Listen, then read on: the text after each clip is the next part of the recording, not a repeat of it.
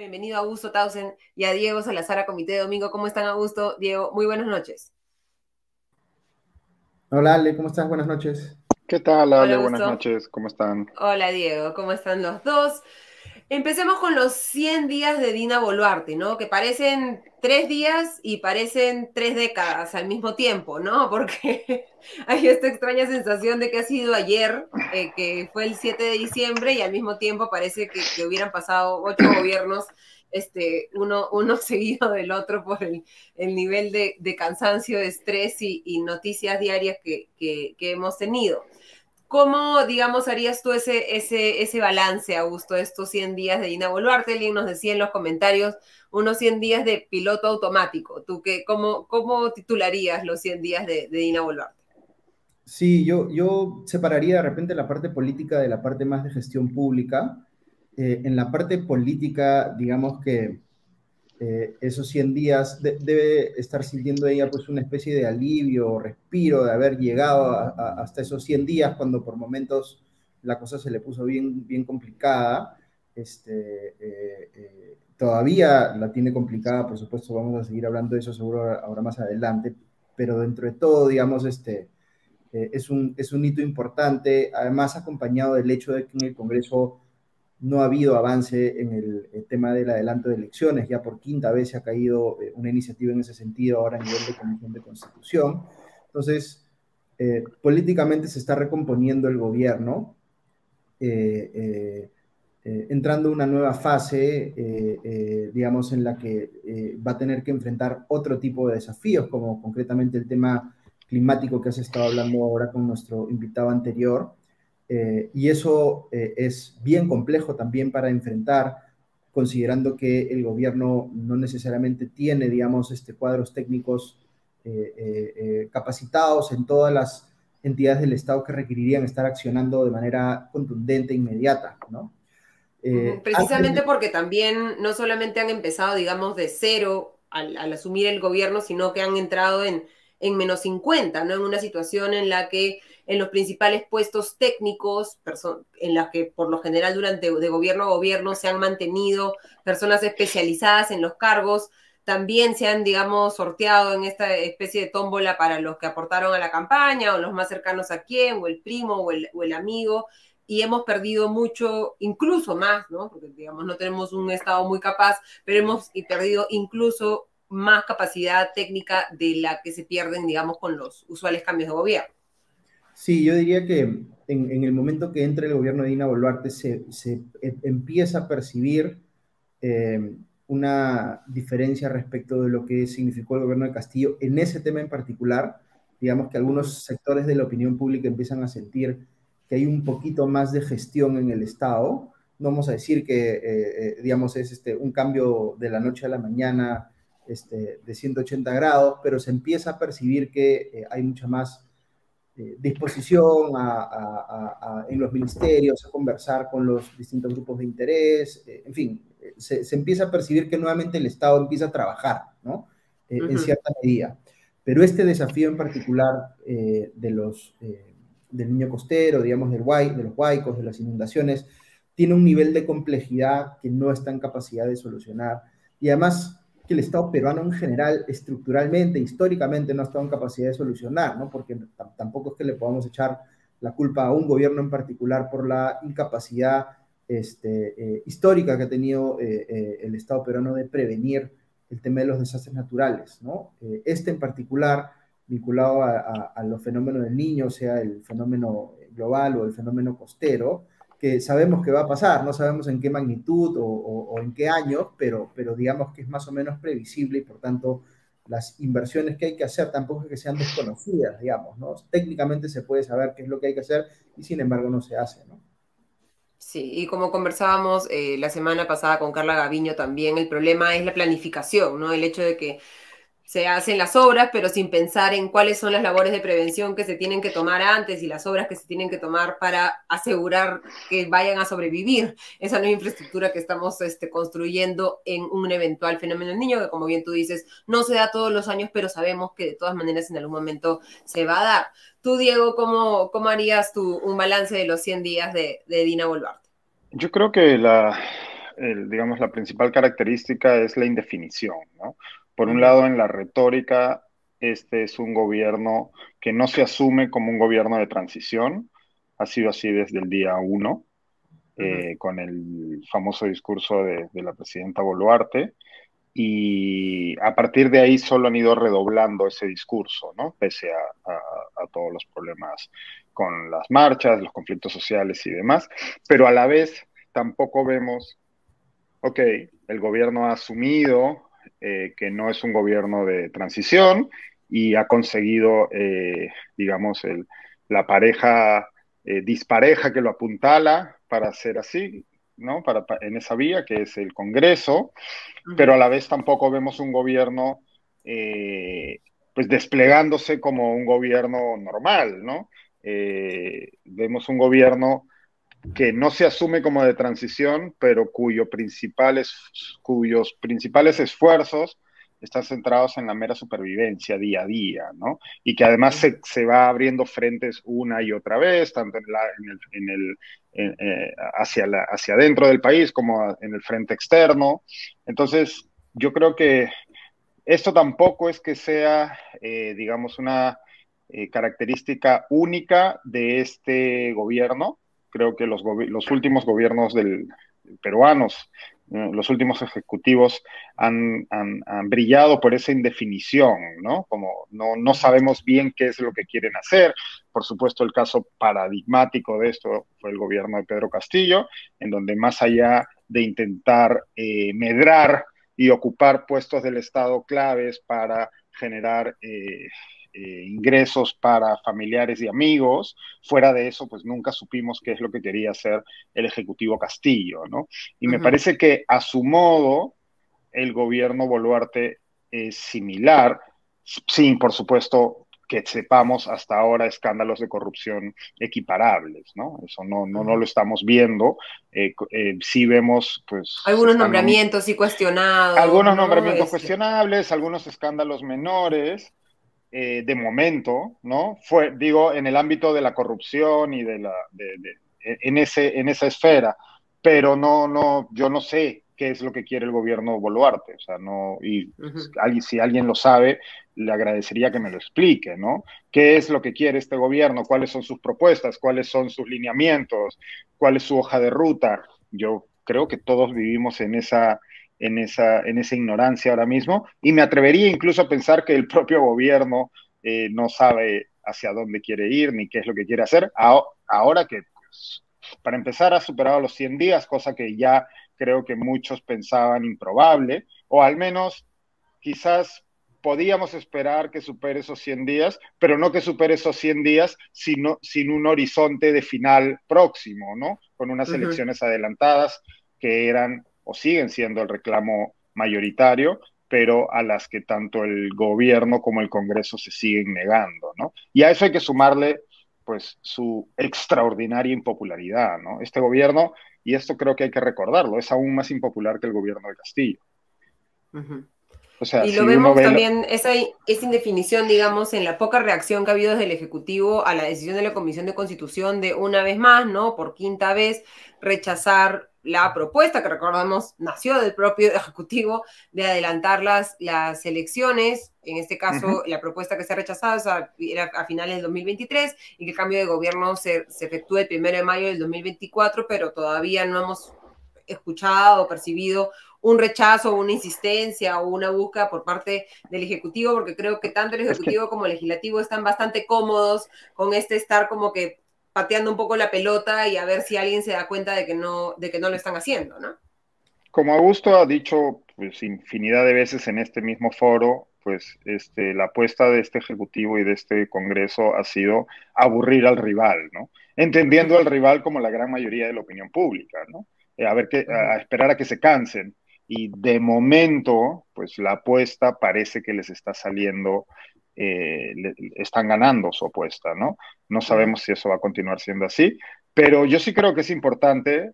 Por supuesto, el gobierno Boluarte es un gobierno legítimamente que ha llegado a ocupar el gobierno de forma legítima, eso es indiscutible, por más que algunos se empeñen en decir lo contrario, pero yo sí creo que es importante recalcar que en buena medida cuando Castillo tenía estos niveles de impopularidad menores a los que tiene Dina Boluarte y se achacaba a su gobierno pues ineficiencia, falta de gestión, etcétera, pues estamos viviendo una situación muy similar en ese sentido, ¿no? La ilegitimidad del gobierno de Castillo, pues en el fondo es muy parecida a la ilegitimidad percibida por una parte importante de la población, aún mayor que la Castillo. La única diferencia, bueno, dos diferencias, me parece a mí que son claves aquí y que hablan bastante de la situación en que nos encontramos en la crisis, es uno, que por un lado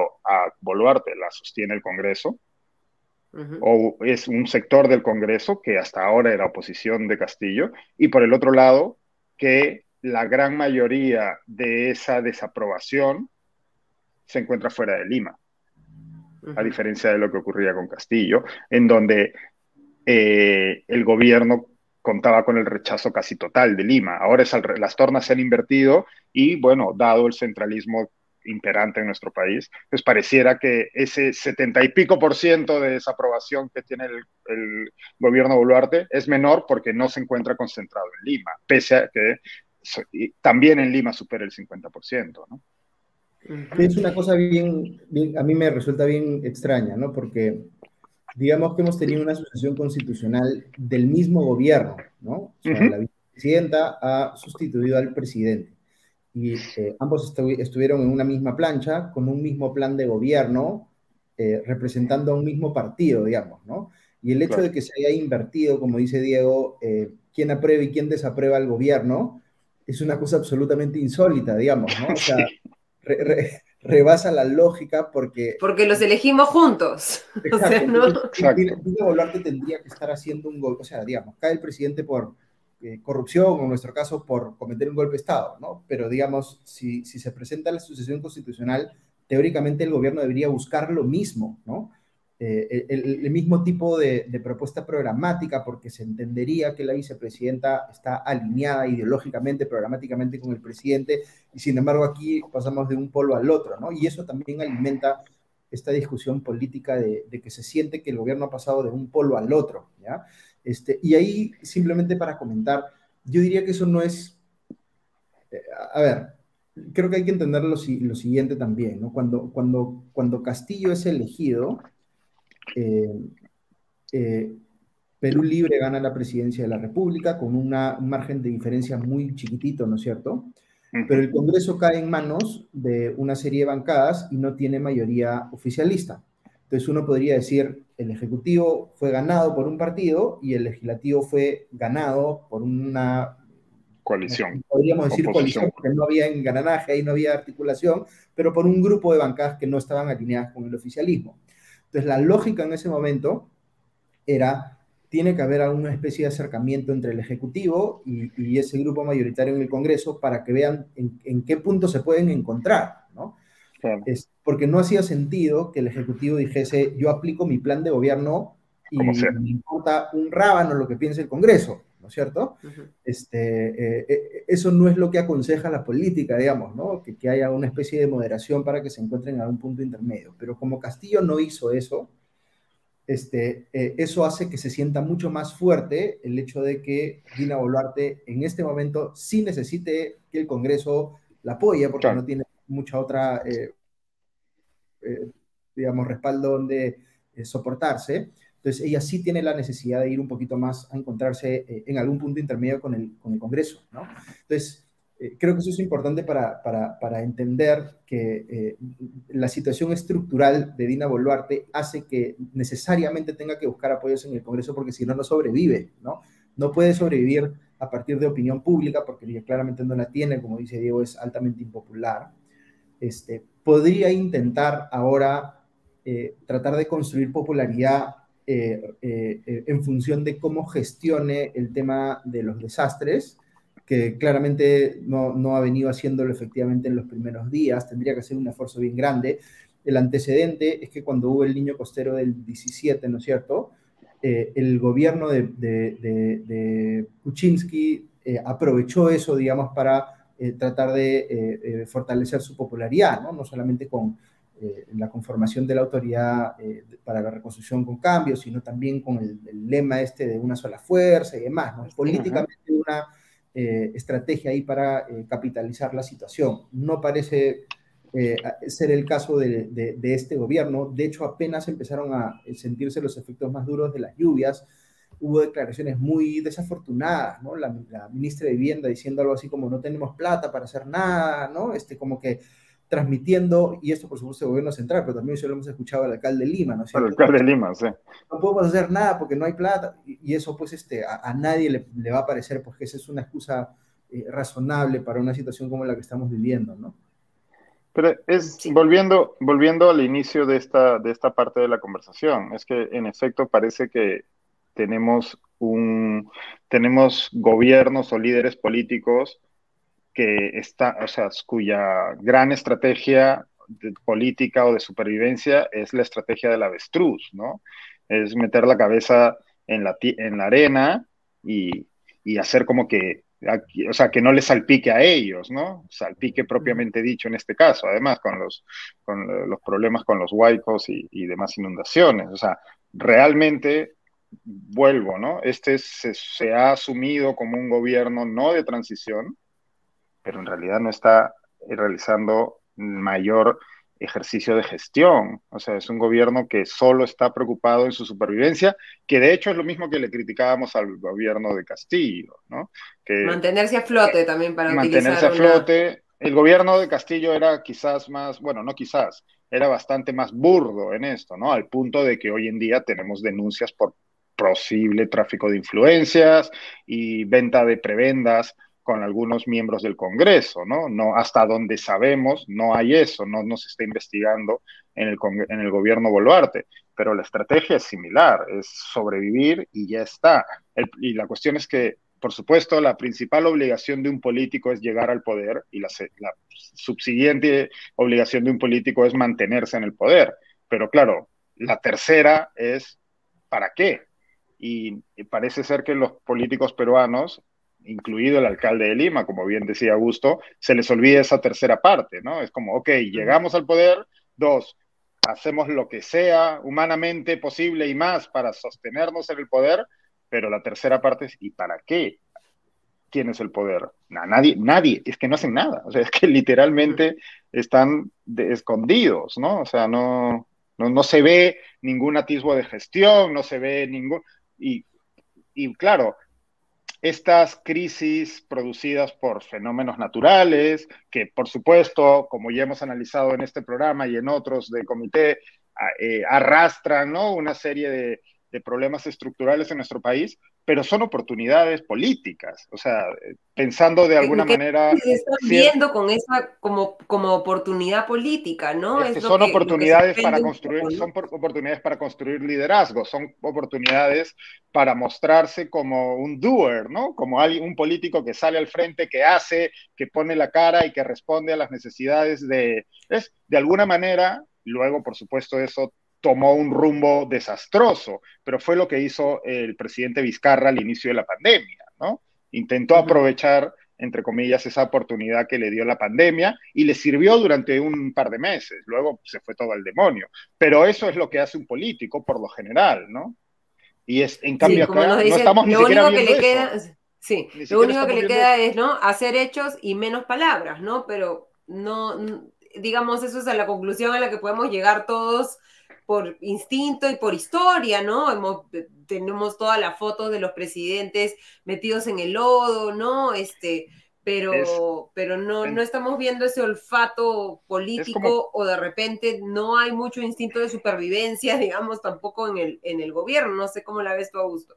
Es que hay, a ver, un fenómeno bien marcado de la política en los últimos años es que a los políticos les interesa estar bien con ese sector de la opinión pública que los sostiene y que les permite ganar una elección, que sea marginalmente, y todo el resto es irrelevante, ¿no? Porque la política se convierte simplemente en una actividad enfocada en ganar elecciones, ¿no? Si tú ganas elecciones con 50 más 1 de los votos, entonces tienes que Ya hablarle a está. 50+1 de los votos y el resto no Ujú. importa, ¿no? Es el ejercicio boutique de la política, atiendes a un nicho muy concreto.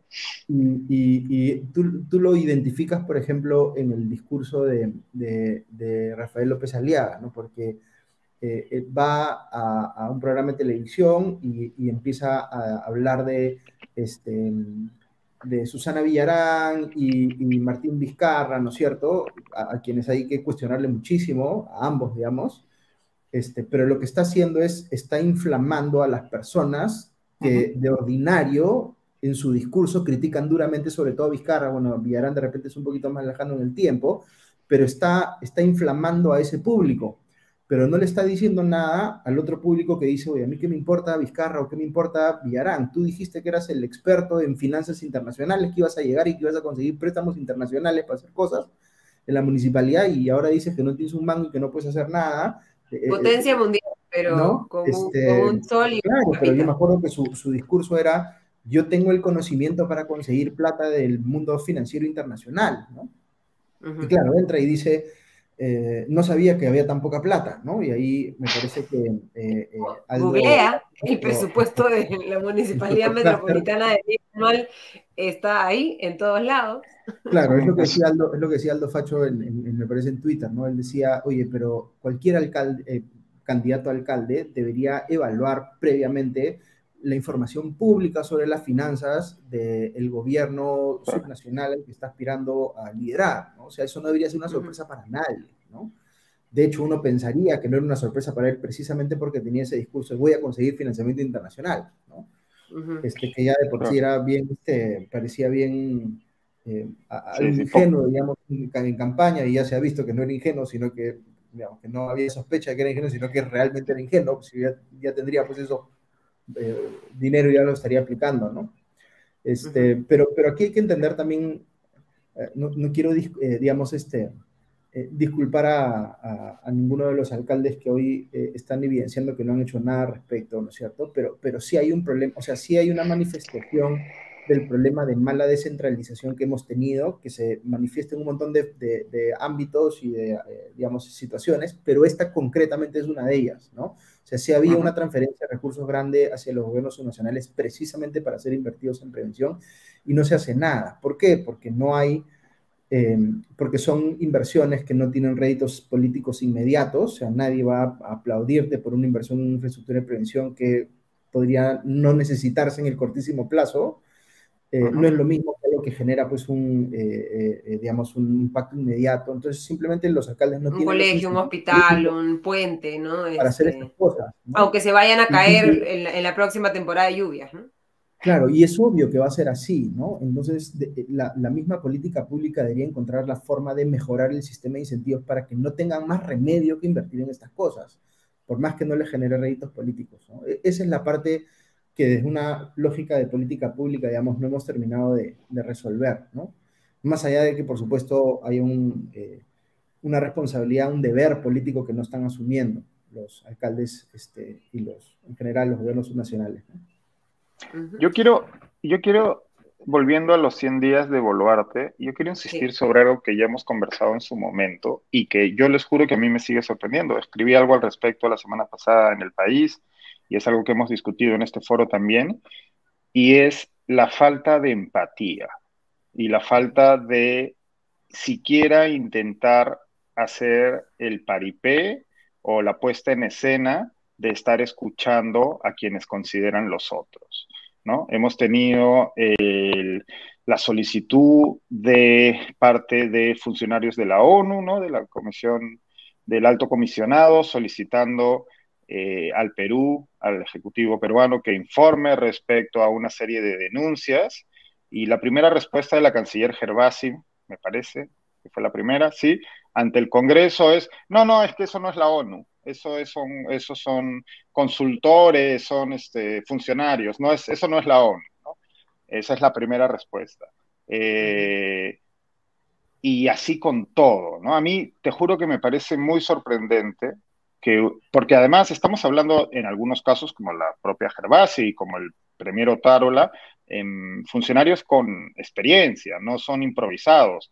E incluso en el caso de la presidenta Boluarte, podemos hablar de ahora la responsable de la oficina más alta del país, pero hasta ahora pues una persona con poca experiencia política, que de hecho su único currículum político era haber perdido, me parece que una o dos elecciones municipales, pero el resto no estamos hablando de personas con ese perfil, y aún así la respuesta principal ante cualquier crítica, ante cualquier revelación, lo hemos visto esta semana pasada con el informe del New York Times, que insiste en el análisis y de descubrimientos ya realizados previamente por dos medios peruanos, ¿no? Donde se demuestra que la policía y el ejército han estado usando una fuerza completamente desproporcionada para controlar las protestas, y que de hecho han cometido delitos muy probablemente, y el Ejecutivo peruano hace como si oyera llover, ¿no? Y a mí eso me resulta muy sorprendente. Me resulta muy sorprendente porque pareciera que ya nos hemos acostumbrado a eso también, ¿no? A esa indiferencia de parte de, es como que let them eat cake, ¿no? Que coman pastel, ¿no? Que no me molesten. Y no, yo no sé no sé por qué, o sea, no sé por qué no estamos hablando más de esto, de cómo este ejecutivo, que tiene los problemas de popularidad que tiene el problema de legitimidad, de acción que tiene, se puede comportar de esta manera, y pues sigamos adelante como si nada, ¿no? Sí, ahí yo añadiría que hay que analizar eh, digamos, la falta de respuesta clamorosa de parte del gobierno, que no ha dado explicaciones concretas, se rehúsa a dar declaraciones para los medios, de hecho no respondieron a los pedidos de información del reportaje del New York Times al que alude Así Diego. es. Y ahí estamos hablando de mínimos democráticos, ¿no? Lo mismo que que de hecho se le exigía a Castillo, que tiene que haber un mínimo de transparencia, y sobre todo cuando hay denuncias tan graves, tiene que haber rendición de cuentas, ¿no? Ahora, hay un fenómeno conexo a eso que es importante mencionar, es la falta de control político por parte del Congreso, ¿no? Porque así como hablamos digamos, de esta cosa medio extraña de que en un momento un grupo apoya el Congreso y apoya al gobierno de Castillo, y luego al de Boluarte lo apoya el grupo políticamente opuesto, ¿no es cierto? Teóricamente lo que se ha perdido también es la capacidad bueno, que el Congreso, digamos, cuando Ha estaba... renunciado más bien a su... No hacía suficiente control. De hecho, yo siempre insistía en esto, a pesar de que había mucho discurso en sentido opuesto, ¿no? Pero yo diría que el Congreso anterior no hizo suficiente control político al gobierno de Pedro Castillo, siendo mayoría la oposición. O Y un control, digamos, efectivo, ¿no? O sea, claro, porque había mucho, digamos, fuegos Sí, artificiales, pero a la hora de la hora no hacían ningún tipo de control, ¿no? es que me estoy refiriendo a control político en sentido técnico, ¿no? No, claro. no pelearse en los medios, no. O sea, hacer interpelaciones, hacer mociones de censura, etcétera, ¿no? Entonces, como eso no hubo con Castillo en medida suficiente, creo yo, y tampoco lo está viendo ahora con el gobierno de Boluarte, ¿no?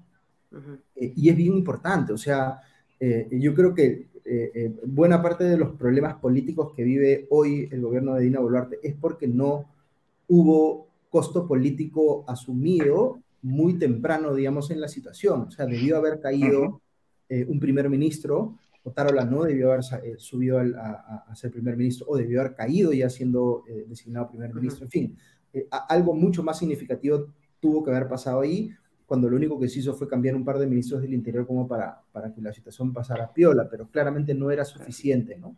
No, Y al lo punto de que nos hemos olvidado de que una serie de ministros renunció precisamente por estas actitudes y esta falta de respuesta de parte del gobierno, y es como que no pasó nada tampoco, ¿no? Es muy, muy curioso. Y lo otro es la fiscalía, ¿no? O sea, los casos individuales en los que presuntamente se han cometido delitos en el marco de las protestas, esos casos tendrían que estar avanzando a nivel fiscal de manera importante, ¿no? Y de eso tampoco sabemos mucho, ¿no? Nada. Ha habido toda esta discusión sobre el cambio en la estructura de la fiscalía, este tema de las fiscalías de derechos humanos y tal, pero la fiscalía también tendría que estar rindiendo cuentas respecto de qué está haciendo para manejar esos casos, ¿no? Y eso digamos, respecto a la discusión política de si uno está de acuerdo o no con el gobierno de Dina Boluarte o lo que fuera, esto es completamente al margen de esa discusión política. Ese es el trabajo que tiene que hacer la Fiscalía, sea el gobierno que sea, ¿no? Y de eso tampoco es que estamos escuchando mucho, ¿no? Y eso es bastante preocupante, ¿no?